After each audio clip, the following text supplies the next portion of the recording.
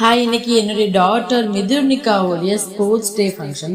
So அதுக்காக நாங்கள் எல்லாருமே இயர்லியாகவே எழுந்து ஜஸ்வின் முதல்ல எல்லாருமே இன்னைக்கு கிளம்பிட்டோம். சீக்கிரமாகவே கிளம்பிட்டு நம்ம கோயிலுக்கெல்லாம் போயிட்டு ஒரு சாமியை கும்பிட்டுட்டு, பிகாஸ் இன்னைக்கு என் சிஸ்டருடைய பர்த்டேவும் இருந்துச்சு. ஸோ கோயிலுக்கு போய் சாமியெல்லாம் கும்பிட்டுட்டு அதுக்கப்புறம் ஸ்போர்ட்ஸ் டேக்கு போகணும். ஆக்சுவலி 8:30 வர சொன்னாங்க, கொஞ்சம் லேட் ஆகிடுச்சு. அதனால் 9:30 தான் போகணும். ஆனால் அங்கே 11 மணி தான் போயிட்டு இருந்துச்சு.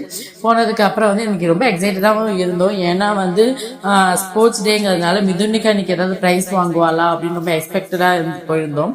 மிதுர்னிகா டான்ஸ்லேயும் சேர்ந்துருந்தா ரொம்ப அழகாக இருந்துச்சு. அந்த எல்கேஜி யூகேஜி பசங்க சின்ன சின்ன பசங்கள்லாம் அந்த கலர் ஸ்டிக் வச்சுட்டு ஆடும்போது ரொம்ப ரொம்ப சூப்பராக அழகாக இருந்துச்சு. பார்க்கவே ரொம்ப கலர்ஃபுல்லாகவும் இருந்துச்சு. மிதுர்னிகாவும் ஆடினா, மிதுர்னிகா கொஞ்சம் ஹைட்டாக இருக்கிறதுனால அவள் லைனில் ஒரு 4th பர்சனாக இருந்துருந்தா. பட் எங்களை தேடி தேடிட்டு ஆடிட்டு இருந்தா. ரொம்ப க்யூட்டாக இருந்துச்சு பார்க்கறதுக்கு. குழந்தைங்க எல்லாருமே அப்படிதான் அவங்க பேரண்ட்ஸை தேடி தேடி ஆடிட்டு இருந்தாங்க. எங்கேயாவது இருக்காங்களா அப்பா அம்மா அப்படின்னு சொல்லிட்டு பார்த்துட்டு ஆடிட்டு இருந்தாங்க. ரொம்ப அதனால ஆர்கனைஸ் பண்ணியிருந்தாங்க, சூப்பராகவே ஆர்கனைஸ் பண்ணியிருந்தாங்க. அதுக்கப்புறம் ஸ்போர்ட்ஸ் டே கிஃப்ட்லாம் அலௌன்ஸ் பண்ணாங்க. ஸோ யார் ரன்னிங் ப்ரைஸ் ஆட் அந்த மாதிரி அலௌன்ஸ் பண்ணாங்க. ஸோ எல்கேஜி யூகேஜிக்கெலாம் ரன்னிங் வச்சுருந்துருக்காங்க. பட் மிதுர்னிகா வருவாங்க ரொம்ப எக்ஸ்பெக்ட் பண்ணோம். பட் மிதுர்னிகா வரல. ஏன்னா செமிஃபைனல் வரைக்கும் மிதுர்னிகா போயிருக்கா, ஃபைனலுக்கு போகல.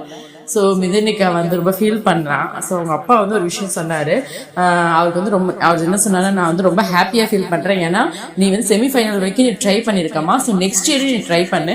ஆனால் நீ ஃபஸ்ட்டு வரணுங்கிறதுக்காக நான் ட்ரை பண்ண சொல்ல, நீ ட்ரை பண்ணிட்டே இருக்கு, ஜெயிக்கிற வரைக்கும் அப்படின்னு ஒரு மெசேஜ் சொன்னார். உண்மையாகவே எனக்கு ரொம்ப கிரேட்ஃபுல்லாக இருந்துச்சு கேட்கறதுக்கு. உண்மை பாசிட்டிவாக தான் அது முதல்ல திட்டுவேன் நான்.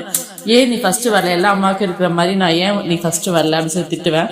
ஆனால் அவங்க அப்பா பேசுனதை கேட்டதுக்கு அப்புறம் ஸோ குழந்தைங்களை ரொம்ப பாசிட்டிவாக தான் அப்ரோச் பண்ணுங்கிறத நான் புரிஞ்சுக்கிட்டேன். ஸோ அவங்க எது செஞ்சாலும் சரி, ஸோ அதில் அவங்க செகண்ட் ப்ரைஸ் வந்தாலும் சரி, 3rd ப்ரைஸ் வந்தாலும் சரி, அவங்க அந்த ட்ரை பண்ணியிருக்காங்க இல்லையா. ஸோ அதை நம்ம ரொம்ப என்கரேஜ் பண்ணணும் அப்படிங்கிற ஒரு விஷயத்த நான் தெரிஞ்சுக்கிட்டேன். ஸோ அதுக்கப்புறம் அவளோட டான்ஸை பற்றி நாங்கள் நல்ல ஒரு குட் ஃபீட்பேக் தான் கொடுத்தோம். அவளுக்கு ரொம்ப சந்தோஷமாயிடுச்சு. அப்புறம் அவளே சொன்னால், இல்லைம்மா நான் நெக்ஸ்ட் டைம் நல்லா போடுவேன், கண்டிப்பாக நான் ஃபஸ்ட் ப்ரைஸ் வாங்குவேன் அப்படின்னு சொன்னான். ஸோ அவள் வாங்கினா எனக்கு ரொம்ப ரொம்ப சந்தோஷம் தான். பட் அவள் எப்பவுமே கீப் ட்ரைங் பண்ணிக்கிட்டே இருக்கணும் அப்படிங்கிற ஒரு மெசேஜ் சொல்கிறதுக்கு தான் அந்த விளாக் பண்ணணும். ஸோ குழந்தைங்க ஃபர்ஸ்ட் ப்ரைஸ் செகண்ட் ப்ரைஸ் அப்படிங்கிறத விட ஒரு விஷயத்துக்காக அவங்க முயற்சி பண்ணணுங்கிறத நம்ம ஊக்குவிக்கணும். ஸோ இந்த விஷயத்த உங்களுக்கு சொல்லணும்னு ஆசைப்பட்டு சொல்லிட்டேன். பாய்.